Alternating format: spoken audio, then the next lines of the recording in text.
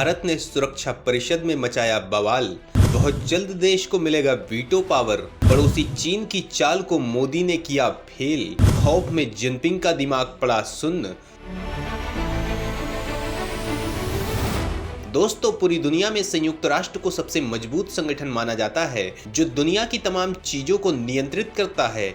इस संगठन के पास बहुत बड़ी ताकत है। आज ये दुनिया में बहुत बड़ी भूमिका निभाता है। इस संगठन के सदस्यों के पास कुछ ऐसी ताकतें भी हैं जिनके जरिए वो अपनी इकोनॉमी को मजबूत बना सकते हैं।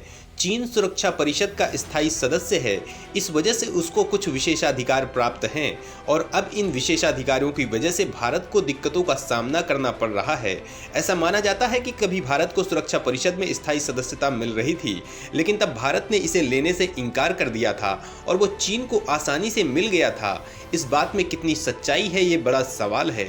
इसके अलावा भारत ने हाल में ही चीन को काउंटर करने के लिए वीटो पावर हासिल करने के लिए ताकत झोंक दी है। सवाल उठता है कि भारत ने इस मामले में क्या बयान दिया है, क्या भारत को वीटो मिल सकता है?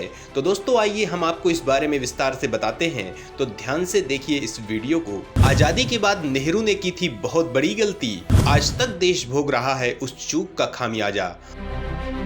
दोस्तों, एक बड़ा वर्ग सुरक्षा परिषद में भारत के न होने को देश के प्रथम प्रधानमंत्री जवाहरलाल नेहरू की गलती मानता है। उसके मुताबिक अगर नेहरू ने खुद पीछे हटकर चीन को तरजीह नहीं दी होती तो भारत आज सुरक्षा परिषद का स्थायी सदस्य होता। तब उसका एक अलग रसूख होता और तमाम आतंकियों को अंतर्राष्ट्रीय आतंकी घोषित करने में चीन आड़े नहीं आ पाता। दोस्तों, सवाल उठता है कि ये बात कितनी सच है। जवाब जानने के लिए बात को शुरू से ही शुरू करते हैं। भारत संयुक्त राष्ट्र का संस्थापक सदस्य है। जनवरी 1942 में बने पहले संयुक्त राष्ट्र घोषणा पत्र पर हस्ताक्षर करने वाले 26 देशों में उसका नाम भी है। 25 अप्रैल 1945 को सैन फ्रांसिस्को में शुरू हुए 2 महीनों तक चले 50 देशों के संयुक्त राष्ट्र स्थापना सम्मेलन में भारत के भी प्रतिनिधि भाग ले रहे थे। 30 अक्टूबर 1945 को भारत की ब्रिटिश सरकार ने इस सम्मेलन में पारित अंतिम घोषणा पत्र की विधिवत औपचारिक पुष्टि भी की थी। इस सारी प्रक्रिया के दौरान स्वतंत्रता के बाद भारत को भी संयुक्त राष्ट्र सुरक्षा परिषद की स्थायी सदस्यता दिए जाने की चर्चा हुई थी। हवा का रुख भारत के अनुकूल ही था, लेकिन तब तत्कालीन प्रधानमंत्री जवाहरलाल नेहरू ने इस संभावना पर पूर्ण विराम लगा दिया। चीन उस समय चियांग काई शेक की कुओमितांग पार्टी और माओ त्से तुंग की कम्युनिस्ट पार्टी के बीच चल रहे गृह युद्ध से लहूलुहान था। कम्युनिस्टों से घृणा करने वाले अमेरिका और उसके साथी ब्रिटेन तथा फ्रांस किसी साम्यवादी चीन को सुरक्षा परिषद में नहीं चाहते थे। चीन के नाम की सीट 1945 में चियांग काई शेक की राष्ट्रवादी चीनी सरकार को दी गई, लेकिन गृह युद्ध में अंततः चीनी कम्युनिस्टों की विजय हुई। 1 अक्टूबर 1949 को चीन की मुख्य भूमि पर उन्हीं की सरकार बनी। 24 अगस्त 1950 को प्रधानमंत्री नेहरू को अपनी बहन विजय लक्ष्मी पंडित का एक पत्र मिला। कुछ समय पहले तक वह अज्ञात था। विजय लक्ष्मी पंडित उस समय अमेरिका में भारत की राजदूत थीं। इस पत्र में विजय लक्ष्मी पंडित ने अपने भाई को लिखा था, अमेरिका के विदेश मंत्रालय में चल रही एक बात तुम्हें भी मालूम होनी चाहिए। वह है सुरक्षा परिषद की स्थायी सदस्यता वाली सीट पर से चीन को हटाकर उस पर भारत को बिठाना। अपने उत्तर में जवाहरलाल नेहरू ने लिखा, तुमने लिखा है कि विदेश मंत्रालय सुरक्षा परिषद की स्थायी सदस्यता वाली सीट पर से चीन को हटाकर भारत को उस पर बिठाने का प्रयास कर रहा है। जहां तक हमारा प्रश्न है, हम इसका अनुमोदन नहीं करेंगे। हमारी दृष्टि से यह एक बहुत बुरी बात होगी। चीन का साफ साफ अपमान होगा और चीन तथा हमारे बीच एक तरह का बिगाड़ भी होगा। मैं समझता हूं कि विदेश मंत्रालय इसे पसंद तो नहीं करेगा, किंतु इस रास्ते पर हम नहीं चलना चाहते। हम संयुक्त राष्ट्र में और सुरक्षा परिषद में चीन की सदस्यता पर बल देते रहेंगे।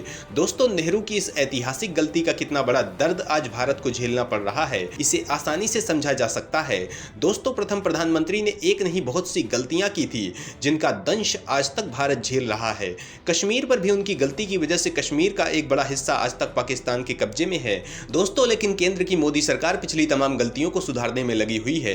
नरेंद्र मोदी के नेतृत्व में देश को जगसिरमौर बनाने की दौड़ चल रही है। भारत सुरक्षा परिषद के स्थायी सदस्य बनने के लिए दमदारी से दावा पेश कर रहा है। चीन को छोड़कर दूसरे सारे देश भारत का समर्थन भी कर रहे हैं। केवल एक चीन की वजह से भारत को सदस्यता नहीं मिल पा रही है, लेकिन अब भारत ने उसका इलाज ढूंढ लिया है। वो उसकी इकोनॉमी बर्बाद करने में लग गया है। दोस्तों, इस बारे में अपनी विदेश नीति का डंका पूरी दुनिया में बजाने वाले विदेश मंत्री एस जयशंकर के उस बयान को जरूर सुनना चाहिए जिसमें उन्होंने भारत की स्थायी सदस्यता को लेकर दमदारी से दावेदारी की है। दोस्तों, विदेश मंत्री एस जयशंकर ने कहा कि भारत का संयुक्त राष्ट्र सुरक्षा परिषद का स्थायी सदस्य नहीं होना केवल हमारे लिए ही नहीं बल्कि इस वैश्विक निकाय के लिए भी सही नहीं है तथा इसमें सुधार बहुत पहले ही हो जाना चाहिए था। जयशंकर से पूछा गया था कि भारत को संयुक्त संयुक्त राष्ट्र सुरक्षा परिषद का स्थायी सदस्य बनाने में कितना वक्त लगेगा। उन्होंने कहा कि वो भारत को स्थायी सदस्यता दिलाने के लिए काम कर रहे हैं। उन्होंने कहा, जब मैं कहता हूं कि मैं इस पर काम कर रहा हूं तो इसका मतलब है कि मैं इसे लेकर गंभीर हूं। 70 साल के गड्ढे भर रही है मोदी सरकार, सुरक्षा परिषद में मिलेगी स्थायी सदस्यता। विदेश मंत्री जयशंकर ने यूएन में लगाई दहाड़। दोस्तों, जयशंकर कोलंबिया यूनिवर्सिटी के school of international and public affairs के राज सेंटर में कोलंबिया विश्वविद्यालय के प्रोफेसर तथा नीति आयोग के पूर्व उपाध्यक्ष अरविंद पनगड़िया के साथ बातचीत कर रहे थे। उन्होंने कहा, स्वाभाविक रूप से ये बहुत कठिन समय है, क्योंकि अंत में अगर आप कहेंगे कि हमारी वैश्विक व्यवस्था की परिभाषा क्या है, वैश्विक व्यवस्था की परिभाषा को लेकर 5 स्थायी सदस्य बहुत महत्वपूर्ण है। इसलिए हम जो मांग कर रहे हैं वह बहुत ही मौलिक, बहुत गहरे बदलाव से जुड़ा है। दोस्तों, संयुक्त राष्ट्र सुरक्षा परिषद के 5 स्थायी सदस्य रूस, ब्रिटेन, चीन, फ्रांस और अमेरिका है तथा इन देशों को किसी भी प्रस्ताव पर वीटो करने का अधिकार प्राप्त है। समसामयिक वैश्विक वास्तविकता को ध्यान में रखते हुए सुरक्षा परिषद के स्थायी सदस्यों की संख्या बढ़ाने की मांग बढ़ रही है। इस बीच विदेश मंत्री ने कहा कि हम मानते हैं कि बदलाव काफी समय से अपेक्षित है, क्योंकि संयुक्त राष्ट्र 80 वर्ष पहले की स्थितियों के परिणाम स्वरूप बनी। उन्होंने कहा कि कुछ वर्षों में भारत दुनिया की तीसरी सबसे बड़ी अर्थव्यवस्था होगा। ये दुनिया की सबसे घनी आबादी वाला देश होगा। उन्होंने कहा, ऐसे देश का अहम वैश्विक परिषदों में हिस्सा न होना जाहिर तौर पर न केवल हमारे लिए बल्कि वैश्विक परिषद के लिए भी अच्छा नहीं है। गौरतलब है कि भारत के पास अभी सुरक्षा परिषद के गैर स्थायी सदस्य के तौर पर 2 साल का कार्यकाल है। उसका कार्यकाल दिसंबर में समाप्त हो जाएगा। दोस्तों, सुरक्षा परिषद में भारत की दावेदारी मजबूत होती जा रही है। इस मामले में मजबूत होती देश की अर्थव्यवस्था, दमदार विदेश नीति, रूस यूक्रेन मामला महत्वपूर्ण भूमिका निभा रहे हैं। इसके अलावा अमेरिका ये भी जानता है कि चीन को टक्कर देने के लिए भारत को ताकत देना बेहद जरूरी है। इसीलिए परिस्थितियां अनुकूल है और भारत ने गर्म लोहे पर हथौड़ा दे मारा है। चीन का समर्थन हासिल करने के लिए भारत ने उंगली टेढ़ी करना शुरू कर दी है। अब जल्द ही उसकी अकल भी ठिकाने आ ही जाएगी।